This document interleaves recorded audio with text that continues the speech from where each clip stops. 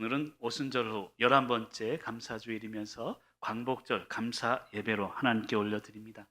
나라와 민족, 절망 속에서 소망을 주신 하나님께 감사하는 귀한 예배가 될 수 있기를 간절히 축원합니다. 여러분, 하나님의 약속은요 반드시 이루어집니다. 우리와 우리 가정을 그리고 나라와 민족을 향한 하나님의 약속은 반드시 이루어집니다. 그런데 기억해야 되는 것은 저절로 이루어지는 것은 아닙니다.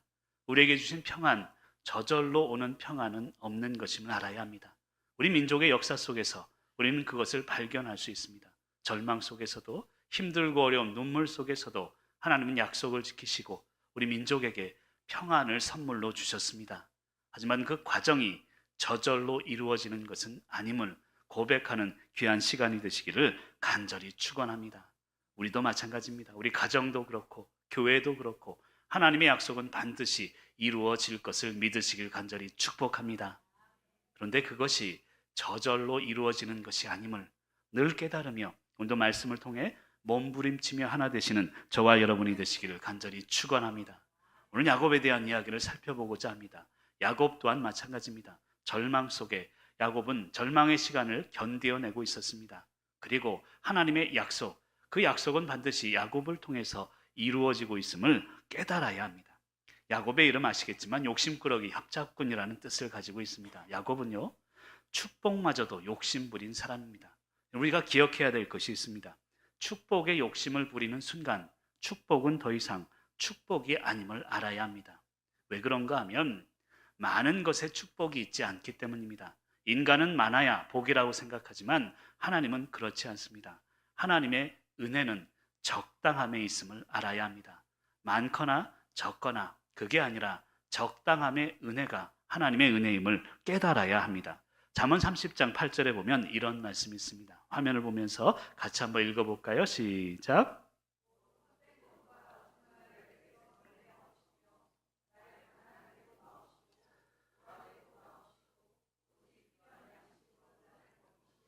아멘. 여러분, 이것이 하나님의 은혜입니다. 여러분, 부하면 부자가 되면 좋을 것 같지만 많으면 교만하게 됩니다. 적으면 또 하나님을 원망하게 됩니다. 그래서 하나님은 적당함의 은혜를 통해서 우리의 삶을 이끌어 가시는 것을 깨달아야 합니다. 그리고 이 적당한 은혜라는 것은 시간적인 개념에 도입을 하면 때에 맞는 은혜를 이야기하는 것입니다. 배고플 때 적당하게, 또 배부를 때 또 적당하게 우리는 하나님의 은혜 가운데 살아가게 되는 것입니다. 때에 맞는 은혜가 필요하다는 것입니다. 이런 고성 산불이 나서 모든 것이 잿더미로 되었을 때를 기억하실 것입니다. 자그마한 불꽃으로 인해서 사방이 잿더미가 되고 말았습니다. 어느 목사님께서 성도님들을 위로한다고 평소에 찬양을 잘 안 하시는 목사님인데 그날따라 찬양을 선곡하고 성도님들께 불렀대요. 그 찬양을 통해서 성도님들이 갑자기 분위기가 싸해졌답니다. 그 찬양이 뭔가 하면 작은 불꽃 하나가 큰 불을 일으키어, 그 나중에 그 가사를 보면 너무 좋습니다. 봄과 같은 새 희망을 전하고 싶으리. 그런데 왜 이런 이야기를 하냐면 아무리 좋은 은혜도요 때와 상황에 맞아야 그게 은혜가 된다는 것입니다. 우리의 삶도 마찬가지입니다. 아무리 많은 것, 아무리 좋은 것도 상황에 적절하게 주셔야 그것이 은혜임을 깨달아야 합니다. 근데 야곱은 그렇지 못했습니다. 적절하게 주시는 하나님의 은혜를 깨닫지 못하고 많이 달라고 야곱은 늘 욕심을 부렸다는 것입니다. 그런데 왜 성경은 아브라함, 이삭, 야곱의 하나님으로 부르고 있을까요? 요셉의 하나님이라고 기록하지는 않습니다. 야곱의 하나님, 욕심꾸러기의 하나님이라고 하나님을 표현하실까요? 결론적으로 이야기하면 야곱은요 보이는 축복으로 시작했지만 보이지 않는 축복을 깨달았기 때문입니다. 여러분, 진정한 축복은 뭐냐면 내 뜻대로 되는 게 아닙니다. 세상은 내 뜻대로 되는 것을 축복이라 말하지만 성경은 하나님의 뜻대로 되는 것을 축복이라고 말합니다. 야곱은요 내 뜻대로 되는 것이 축복이라고 축복 주옵소서라고 시작했지만 결과적으로 절망을 통해서 깨달은 것은 그게 아니구나, 하나님의 뜻대로 되는 것이 축복이구나, 이것을 깨달았습니다. 그리고 그의 이름 야곱의 하나님으로 지금까지 불리어지고 있다는 것입니다. 하나님 없으면요 아무리 잘 돼도 그게 형통이 아닙니다. 무슨 일을 만나도 만사형통하리라. 이런 찬양이 있지만 하나님이 없다면 만사형통이 아니라 만사고통임을 우리는 깨달아야 합니다. 여러분, 야곱이 그렇지 않았습니까? 형에게서 팥죽 한 그릇에 장자권을 샀습니다. 그리고 아버지에게 축복 기도를 받습니다. 근데 축복 기도를 받는 순간부터 형에게 쫓김을 당하고 그는 일생 일대 위기를 당하게 됩니다. 그리고 안타까운 것은 그토록 사랑했던 엄마 리브가를 평생 만날 수가 없습니다. 여러분, 이게 무슨 축복입니까? 축복 기도는 받았지만 그는 절망 속에 늘 살아가고 있었습니다. 그런데 절망을 통해서 우리가 깨달아야 되는 게 있습니다. 절망이 아닌 갈망입니다. 야곱은 절망을 통해서 이 갈망을 깨달았기 때문에 야곱의 하나님으로 불리어지고 있다는 것입니다. 오늘 우리가 읽은 본문 말씀이 야곱 일생일대의 절망의 순간입니다. 그리고 그때 한 사람을 만나게 합니다. 24절에 보면 절망의 순간 하나님께서는 어떤 사람을 만나게 하십니다. 저는 이 구절이 너무 좋습니다. 저도 그렇습니다. 목회에 힘들고 어려운 때 하나님은 늘 나와 동행하셨습니다. 그리고 내가 의심하고 힘들어할 때 눈에 보이는 어떤 존재들을 통해서 나를 이끌어 주시고 채워주시고 지금 속초교회까지 이끌어 주신 줄 믿습니다. 이 어떤 사람의 존재가 무엇인지를 알아야 합니다. 물론 신학적으로 또 본질적으로 이 어떤 사람은 하나님을 의미합니다. 즉 하나님께서 그 자체로 우리와 동행하시고 우리를 인도하신다는 뜻입니다. 두 번째, 이 어떤 사람의 존재는 바로 관계를 의미하는 것입니다. 관계를 통해서, 즉 상대방 속에 있는 하나님의 형상을 통해서 우리를 인도하신다는 것입니다. 한번 옆 사람의 얼굴을 잠깐만 한번 봐주실래요? 갑자기 웃음이 나오기도 하고. 여러분, 우리가 바라보아야 하는 시선은요, 이 지금 보이는 겉모습이 아닙니다. 지금 겉모습을 보지만 그 사람 중심에 있는 하나님의 형상을 볼 수 있어야 합니다. 바로 어떤 사람이라는 존재는 바로 그것입니다. 내가 지금 만나고 있는 사람이요, 그 사람 안에 있는 하나님의 형상, 그것을 오늘 말씀은 어떤 사람으로 표현하고 있다는 것입니다. 저에게도 늘 어떤 사람들이 존재합니다. 그리고요, 어떤 사람을 보내신 뜻은 하나님은 바로 사람을 통해 일하신다는 뜻입니다. 하나님은 반드시 그러세요. 사람을 보내주시고 그 사람을 통해 일하십니다. 그런데 중요한 것은 사람이 하지 않으시면 하나님이 직접 하십니다. 그래서 꿀릴 것 없습니다. 사람에 끌려갈 일 없습니다. 사람의 눈치를 볼 일이 없습니다. 하나님만 바라보아야 합니다. 살다 보면 그럴 때가 있습니다. 내가 믿었던 사람, 신뢰했던 사람이 나를 이끌어주고 이 사람만 있으면 모든 일이 잘 풀릴 거라고 생각될 때가 있습니다. 근데 막상 신뢰했던 사람이 내 기대대로 행동하지 않습니다. 어떤 때는 배신을 하기도 합니다. 그럴 때 우리는 낙심합니다. 그런데 그 순간에 하나님이 직접 개입하십니다.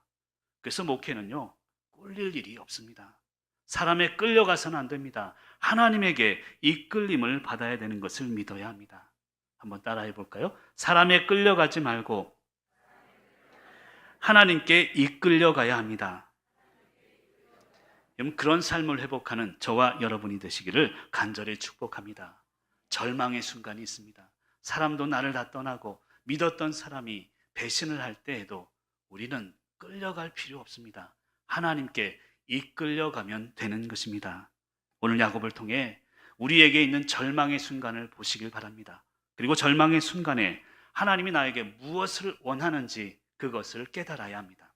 첫 번째로 오늘 절망을 통해서 하나님께서 원하시는 것은 내 소유의 포기를 원하시고 있습니다. 첫 번째로 하면 읽어주시면 좋겠습니다. 첫 번째로 우리 21절 같이 읽습니다. 그 예물은 그의 앞서 보내고 그는 무리 가운데서 밤을 지내다가. 아멘. 여러분, 이게 고난이 있고 절망이 있고 생각지도 못했던 그런 일이 있거들랑 내가 무엇을 포기해야 되나? 이 생각을 해야 된다는 것입니다. 하나님은 우리에게 절망을 주실 때에 내가 포기할 것을 하나님은 원하고 있다는 것입니다. 모든 사람이 꿈을 꿉니다. 그리고 꿈하면 요셉을 이야기합니다. 요셉에게 하나님이 꿈을 주셨죠. 곡식단이 절합니다. 해와 달, 별들이 다 절합니다. 그런데 문제는 그 꿈 때문에 요셉이 팔려가게 됩니다. 그 꿈 때문에 인생의 고난이 시작되게 되는 것입니다. 그 꿈만 없었더라면 요셉에게 고난도 없었을 것입니다. 그럼 제 꿈이 뭐였는지 아세요? 오늘 제 꿈을 고백하려고 합니다. 제가 음악하는 사람, 가수가 되고 싶었습니다. 아무도 인정을 안 해주시네요. 제가 이래봬도 모 레코드사에서 저를 스카우트하라고 찾아온 적도 있어요. 그래도 안 놀라시네. 근데 목사의 꿈을 품고 나서는 내 꿈을 포기하게 됐습니다. 여러분, 그것이 중요한 우리 말씀의 포인트라는 것입니다. 하나님은요, 꿈꾸게 하시고 포기하게 하세요. 그것을 우리는 깨달아야 된다는 것입니다. 꿈을 이루기 위해 먼저 필요한 것은 내 소유의 포기를 하나님은 원하신다는 것입니다. 내 것이 아니구나, 그 길이 아니구나, 그것을 인정해야 합니다. 내가 할 수 없구나, 그것을 인정할 수 있어야 하나님의 꿈이 시작된다는 것입니다. 여러분, 꿈하면 꿈꾸는 요셉이라고 이야기하죠. 성경 이야기하는 요셉의 모습은 제가 보는 견지에서는 꿈꾸는 요셉이 아닙니다. 오히려 포기하는 요셉입니다. 여러분, 꿈은요, 사실은 요셉이 꾼 게 아니에요. 하나님이 꿈을 주셨을 뿐입니다. 그리고 요셉은 그 꿈 따라 하루하루 살아가면서 자신을 포기했던 사람입니다. 그런 의미에서 보면 요셉은 꿈꾸는 요셉이 아니라 포기하는 요셉이라고 할 수 있습니다. 하나님은 나의 꿈을 꾸게 하시고, 하나님은 하나님의 꿈을 꾸게 하시고, 나의 꿈을 포기하게 하신다는 것을 깨달아야 됩니다. 세상은 성공을 원하지만 하나님은 포기를 원하신다는 것을 깨달아야 합니다. 전에도 한번 말씀드린 적이 있습니다만, 기독 공고를 읽다 보면요, 여러 가지 세미나들이 많습니다. 그 세미나에 보면요, 다 성공 세미나예요. 이렇게 전도하면 부흥이 되고, 무슨 전도법이 있고, 어떻게 해야 되고, 성공에 관한 세미나가 많습니다. 그런데 사실은 실패 세미나는 하나도 없더라고요. 근데 성경이 이야기하는 것은 실패를 통해서, 절망을 통해서 하나님을 볼 수 있도록 해야 합니다. 교회마저도 성공주의에 물들어서는 안 된다는 것입니다. 숫자가 아니라 한 영혼 한 영혼을 소중히 여길 수 있는 그런 마음이 있어야 된다는 것입니다. 여러분, 인간은요, 배고픈 거 참을 수 있지만 외로운 거 참을 수 없는 존재가 아닌가, 그런 생각이 들어집니다. 배고픈 거, 육체적인 건 참을 수 있죠. 하지만 영적인 것, 외로워지는 것은 힘듭니다. 한번 따라 할까요? 외롭지 말고 고독합시다. 하나님이 우리에게 원하시는 것은 외로움이 아니에요. 나 혼자 남았구나, 이게 아닙니다. 고독입니다. 외로움은 원망으로 이어지기 때문입니다. 하지만 고독은 하나님을 만날 수 있는 통로가 되기 때문입니다. 나 혼자 남았다고, 고독하다고 생각될 때 절망의 시간에 주님을 만나는 가장 좋은 시간입니다. 내가 포기하는 그 시간이 우리 하나님이 일하시는 시간임을 깨달아야 합니다. 여러분, 22절 말씀에 보면 이런 말씀이 있어요. 저는 이 말씀이 너무 좋습니다. 밤에 일어나. 여러분, 밤은 자는 시간이지 일어나는 시간이 아닙니다. 근데 22절 말씀은 오히려 밤에 일어나, 절망의 시간에, 고독의 시간에 일어날 것을 명령하고 있습니다. 일어난다는 뜻은 나 자신을 보라는 뜻입니다. 그리고 나를 태우라는 뜻입니다. 내 안에 죄악된 부분, 내 안에 부끄러운 부분들, 내 안에 담대하지 못한 부분들을 밤에 절망의 시간에 일어나서 그 부분을 태워야 된다는 것입니다. 말씀을 준비하면서 그런 생각이 들었습니다. 목사를 태우지 않고 어떻게 성도를 태울 수 있겠습니까? 다시 말씀드리면 나를 태우지 않고 남을 태울 수는 없는 것입니다. 내가 포기하지 않고 남을 변화시킬 수는 없는 것입니다. 화면을 보면서 한번 읽어볼까요? 시작.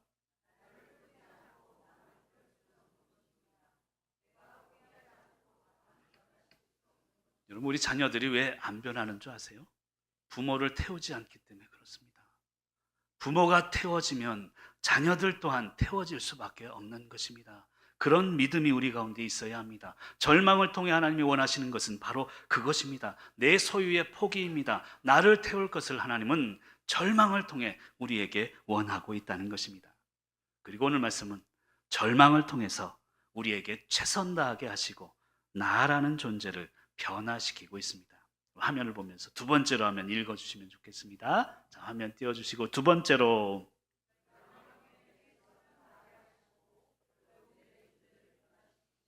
24절 읽습니다.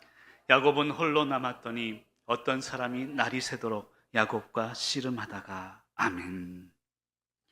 여러분, 그런 말이 있습니다. 하나님을 만나면 인생의 문제가 해결되고 좋은 교회를 만나면 신앙의 문제가 해결된다.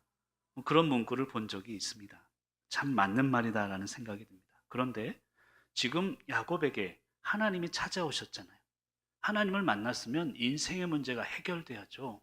근데 야곱은 오히려 밤새도록 씨름하고 있습니다. 하나님을 만났음에도 불구하고 문제가 해결된 게 아니라 오히려 밤새도록 그 하나님과 씨름하고 있습니다. 우리가 오늘 말씀을 통해 깊이 있게 고민해야 되는 것들이 있습니다. 나는 오늘 무엇과 씨름하고 있는가? 하나님을 만났음에도 불구하고 교회를 다니고 있음에도 불구하고 나는 여전히 씨름하고 있는 게 무엇인가를 고민해야 합니다. 하나님께서 야곱에게 찾아오셨지만 아직도 씨름하고 있는 이유는 야곱에게 해결해야 할 무언가가 존재하기 때문입니다. 여러분, 뉴스를 보나 세상을 보나 세상을 바꾸려는 사람은 많아요. 그러면서 정치에 입문하고 그러면서 또 다른 것들을 도전합니다. 세상을 바꾸기 위해서. 그런데 나 자신을 바꾸려는 사람은 존재하지 않는 것 같습니다. 그게 목사로서의 고민입니다.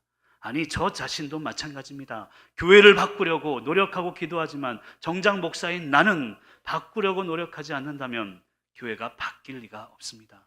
오늘 말씀을 통해 우리가 깨달아야 되는 게 바로 그것입니다. 내 감정, 내 고집, 내 경험들 다 내려놓아야 합니다. 내가 지금도 하나님을 만났다 하면서도 내가 씨름하고 있는 그 무언가, 그것을 내려놓고 주님 앞에 항복해야 합니다. 그래야 해결이 된다는 것을 믿으시길 바랍니다. 오늘 말씀으로 보면 감사한 것은요, 자기가 야곱을 이기지 못함을 보고, 이 말은 하나님이 야곱과 씨름했는데 야곱을 이기지 못했대요. 그럼 야곱이 하나님을 이긴 걸까요? 예전에 한번 설명드린 적이 있습니다만 하나님이 져주신 것일 뿐입니다. 여러분, 자식 이기는 부모 없다는 말이 있죠. 못 이겨서가 아닙니다. 부모의 사랑의 마음이 자녀를 품는다는 것이죠. 야곱의 입장에서 보면 이긴 것 같지만 오히려 철저하게 진 것입니다. 하나님이 져주신 것이고 하나님은 늘 우리와 씨름하며 져주시는 하나님임을 깨달아야 합니다. 여러분, 야곱이 하나님을 이겼다는 뜻이 아니라 야곱이 절망의 시간에 최선을 다했다는 뜻임을 알아야 합니다. 여러분, 인생은 위태위태한 것 같아요. 저도 그렇습니다. 일주일 보내면서 위태위태한 일주일을 보낸 것 같아요. 근데 또 인생은 어찌어찌 살아갑니다. 위태위태한 인생, 어찌어찌 살아가는구나. 그런 생각이 좀 들어요. 근데 신앙적으로 보면요, 어찌어찌 살아가는 게 아닙니다. 그분 은혜로 살아가는 것임을 분명히 우리는 깨달아야 합니다. 절망의 시간에, 힘들고 어려운 시간에 그분 은혜로 어찌어찌 살아가는 것 같지만 절대 그렇지 않다는 것을 깨달아야 합니다. 여러분, 예전에는 최선만 다하면 오케이 하는 시대를 살아갔습니다. 근데 지금은요, 최선은 둘째치고 최고를 가져오기를 원하는 시대를 살아가고 있습니다. 요즘은 사무실 안 나와도 돼요. 재택근무해도 돼요. 그러면서 최고의 결과물을 가져오기만 하면 오케이 하는 그런 시대를 살아가고 있다는 것입니다. 근데 중요한 것은 하나님께서 원하는 것은 최고가 아닌 최선을 원하신다는 것을 깨달아야 합니다. 이 말의 의미는요, 삶의 결과가 아닌 삶의 태도를 원하신다는 뜻입니다. 여러분, 남편과 아내가 왜 싸웁니까? 진심을 몰라서가 아니에요. 태도 때문에 싸웁니다. 저도 그런 것 같아요. 아내하고 가끔 한 50년에 한 번 정도 다투는데 웃으시네요. 여러분, 진심을 몰라서 싸우는 게 아니에요. 진심을 알죠. 사랑하고 이해하고 그 태도 때문에 싸운다니까요. 여러분, 하나님이 우리에게 원하시는 것은 결과가 아닌 태도입니다. 말에도 말투가 있어요. 나는 진심은 아닌데 내가 원래 그래서 말투로 나온 그것 자체가 진심이 아니라는 뜻입니다. 진심이 있다면 말에서도 나와야 합니다. 태도에서 묻어나야 진정한 진심입니다. 오늘 말씀을 통해 깨달아야 되는 것은 결과가 아닌 최선 다하는 것, 삶의 태도를 하나님이 원하신다는 것입니다. 절망의 시간에 원망하지 말고 최선을 다하면서 삶의 태도를 바꾸어야 합니다. 최고가 아닌 최선으로 돌아가야 합니다. 제가 최선을 얘기했는데 최선이란 무엇일까요? 여러분, 우리 성도에게 최선이란요, 하나님이 하게 하심입니다. 그게 최선이에요.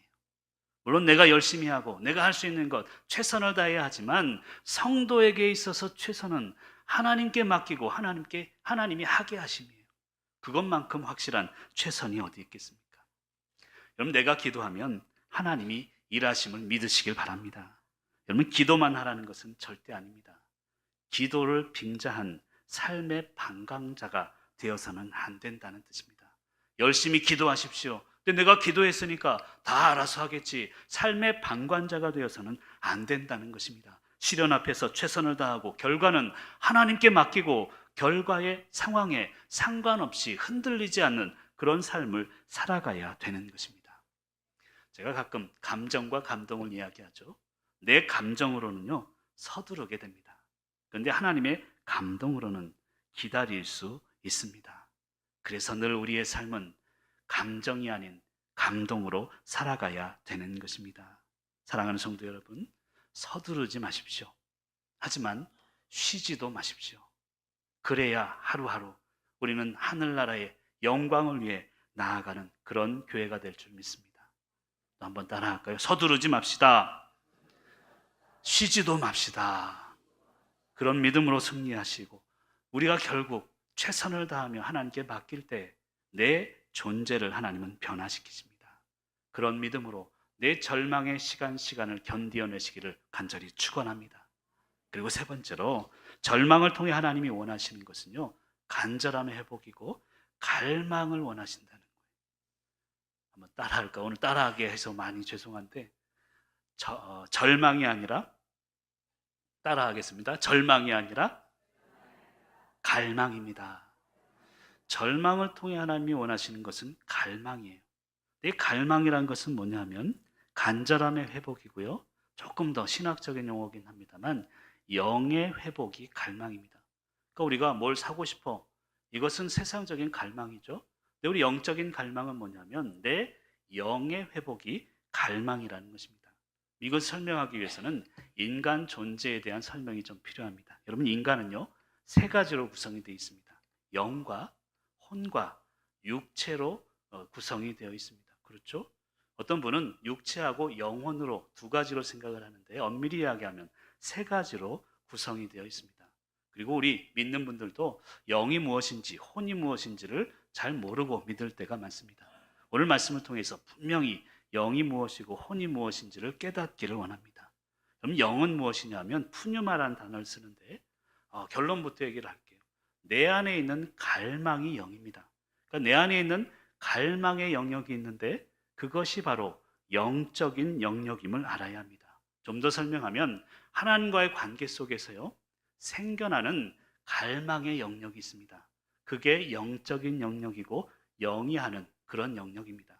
그럼 혼은 무엇인가 하면 푸시케라는 단어를 쓰는데 지혜의 영역입니다. 이것은 하나님과의 관계 속이라기보다는 인간과의 관계 속에서 생겨나는 지혜의 영역을 의미합니다. 그럼 다시요. 영은 뭐냐 하면 갈망의 영역이에요. 하나님과의 관계 속에서. 그리고 혼은 뭐냐 하면 지혜의 영역입니다. 인간의 관계 속에서. 뭐 이를테면 그런 것입니다. 저희 큰딸이 이제 포르투갈 가 있습니다. 너무 보고 싶어요. 갈망합니다. 오늘 새벽에도 밤낮이 바뀌니까요. 새벽마다 저녁 늦게마다 카톡을 하면서 서로 이야기를 나누는데 얼마나 보고 싶은지 몰라요. 그게 갈망이죠. 이게 영이 하는 일입니다. 그런데 보고 싶으니까 이걸 해결해야 되잖아요. 이제 관계 속에서 그러면 그래, 오늘 2부 예배 끝나면 당회하지 말고 비행기 타고 가야지. 진짜 갈 건 아닙니다. 이게 이를테면 지혜를 짜내는 거예요. 어떻게 하면 나의 갈망함을 해결할까? 이게 혼이 하는 그런 영역임을 알아야 합니다. 그리고 이 육체, 아담아, 흙이라는 것은 영과 혼을 담는 그릇임을 알아야 합니다. 제가 장황하게 이것을 설명하는 이유가 있습니다. 아까 절망을 통해 하나님이 원하시는 것은 갈망이라고 했습니다. 근데 갈망은 영적인 부분이고요. 즉 절망을 통해 하나님이 진정으로 원하는 것은 영의 회복을 원하신다는 거예요. 내 안에 있는 갈망을 원한다는 거예요. 가끔 얘기해서 죄송합니다만 아내가 칼에 찔렸을 때요, 갈망이 생겼어요. 절망 속에서 아내가 죽을 수도 있구나. 이 절망 속에서 내가 생겨난 것은 아내에 대한 사랑이고 아내를 잃을 수 있구나. 이러한 갈망이 생겨나는 것입니다. 이를테면 그런 것입니다. 하나님께서 우리에게 절망을 주시는 이유는 바로 이 갈망의 회복이고 영의 회복을 원하시기 때문임을 믿으시길 바랍니다. 그럼 세상을 이길 힘은요, 갈망함에 있습니다. 영적인 승리는 늘 갈망함의 승리임을 알아야 합니다. 우리 자녀들이 간절함을 회복해야 올바른 길을 걸어갈 수 있습니다.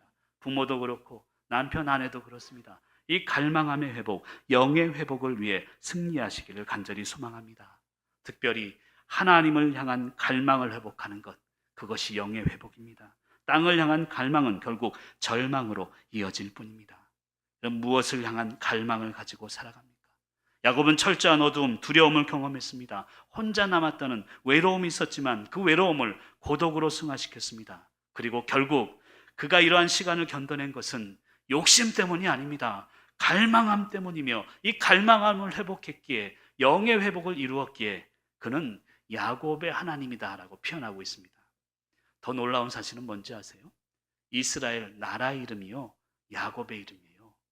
이스라엘로 변화되고 나라 이름 자체가 이스라엘로 변화됩니다. 제가 이스라엘 나라를 만들었다면 아브라함이라고 할 것 같아요. 믿음의 조상 아닙니까? 야곱이야 욕심꾸러기인데, 그런데 이스라엘로 나라 이름을 정한 것도 하나님의 뜻입니다. 그렇구나. 영의 회복을 이루고 갈망을 이루고 갈망하며 나라를 설명하고 있다는 것입니다. 그럼 지난주에 어느 분이 저보고 그러더라고요. 목사님 힘들죠? 지난주에 더더욱 힘들었던 한 주가 아닌 것 같아요. 갑자기 비가 막 쏟아지길 하는데 선 목사님도 휴가고 아내하고 왔다 갔다 하면서 이거를 다 처리를 하는데 얼마나 힘들었는지 몰라요. 그러면서 저한테 목사님 고생하셨죠? 그러면서 하시는 말씀이, 목사님 개척교회 목사님 하는 심정으로 교회를 섬겨주십시오 그러더라고요. 그 말이 참 감동이 됐습니다. 그리고 그런 마음으로 늘 섬기고 있습니다. 아내도 그렇고 저도 그렇고 중고등부에 사역자가 없으니 제가 하고, 아동부에 없으니 아내가 하고, 새벽 반주도 하고, 개척교회 하는 심정으로, 아니 개척교회 목사로 이 자리에 서 있습니다. 근데 여러분, 개척교회 하는 성도의 심정을 가져셔야 합니다. 목사만 개척교회 목사가 아니라 우리 사랑하는 성도님들 또한 개척교회를 섬기는 그 심정으로, 교회를 품고 하나됨으로 그 갈망이 회복돼야 온전한 삶이 회복되는 것임을 믿으시기를 간절히 축원합니다. 여러분, 야곱은요 이스라엘로 변화됐습니다. 28절에 보면 야곱이 이스라엘로 변화됐습니다. 그러면 여러분, 그 다음부터는 이름이 이스라엘로 나와야 되잖아요. 계명을 했으니까. 그런데 희한합니다. 32장 야곱이 이스라엘로 변한 것 빼고는 이스라엘의 이름이 나오지 않습니다. 33장에도 야곱이라고 표현되지 이스라엘로 표현되지 않습니다. 34장에 가서도 계속 야곱입니다. 아니, 이럴 거면 왜 이스라엘의 이름을 계명했습니까? 그런데 35장에 가면 비로소 이스라엘 이름이 첫 번째로 나오는 것이 있습니다. 우리 창세기 35장 20절과 21절 말씀을 화면을 보면서 같이 한번 큰 목소리로 읽어볼까요? 시작.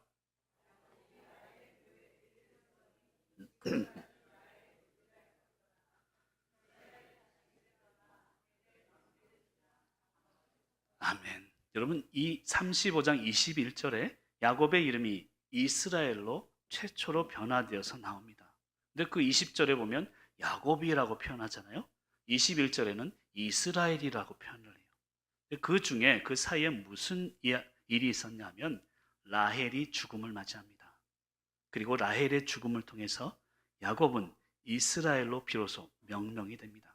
여기에 담겨진 하나님의 뜻이 있습니다. 야곱은요, 자신의 고통, 그 절대절명의 절망 속에서도 야곱의 이름이 이스라엘로 변화되지 않았습니다.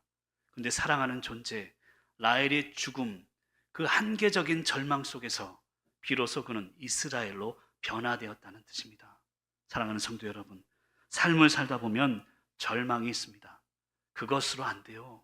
그보다 더 다른 2차적인 절망이 있습니다. 내가 너무도 사랑했던, 내가 놓을 수 없었던 그 존재마저도 하나님이 앗아가시고 난 이후에 야곱이 이스라엘로 변화되었다는 뜻입니다. 사랑하는 성도 여러분, 한계적 절망 가운데 하나님을 보시기를 바랍니다. 마지막 31절에 보면 그런 말씀을 하고 있습니다. 31절 말씀을 같이 한번 읽겠습니다. 그가 분이엘을 지날 때에 해가 돋았고 그의 허벅다리로 말미암아 절었더라. 아멘. 그럼 31절에 보면 분이엘, 하나님의 얼굴이란 뜻입니다. 하나님의 얼굴을 만났는데 그 다음에 해가 돋았고, 이것은 아까 제가 설명한 것처럼 갈망함이 회복되었다는 뜻입니다. 근데 그 다음이 문제예요. 허벅다리로 말미암아 절었더라. 아니, 하나님을 만났다면, 그리고 그 갈망이 회복되었다면 허벅다리로 저는 게 아니라 아픈 사람들이 일어나야 되는 거 아니겠습니까? 오히려 우리의 삶이 회복되어야 되는 게 아니겠습니까? 근데 성경은 말합니다. 허벅다리로 말미암아 절었더라. 여러분, 이게 축복입니까? 하나님을 만났는데, 하나님의 얼굴을 보았는데, 해가 다시 솟았는데 우리의 삶에는 여전히 아픔이 존재하고 있습니다. 근데 여기서 우리가 깨달아야 되는 게 있습니다. 야곱은 허벅다리를 잃었지만 하나님을 얻은 것입니다. 우리의 믿음의 상처들은 하나님이 나와 함께 하신다는 증거입니다. 상처에 절망하지 마시길 바랍니다. 상처를 통해 갈망하시길 바랍니다. 절망의 끝에 주시는 하나님의 선물은 바로 갈망입니다. 갈망, 이 영의 회복을 이루시는 저와 여러분이 되시기를 간절히 축원합니다. 절망 앞에 절망하지 마시고 갈망하시길 바랍니다. 그 믿음으로 승리하시는 저와 여러분이 되시기를 간절히 축원합니다.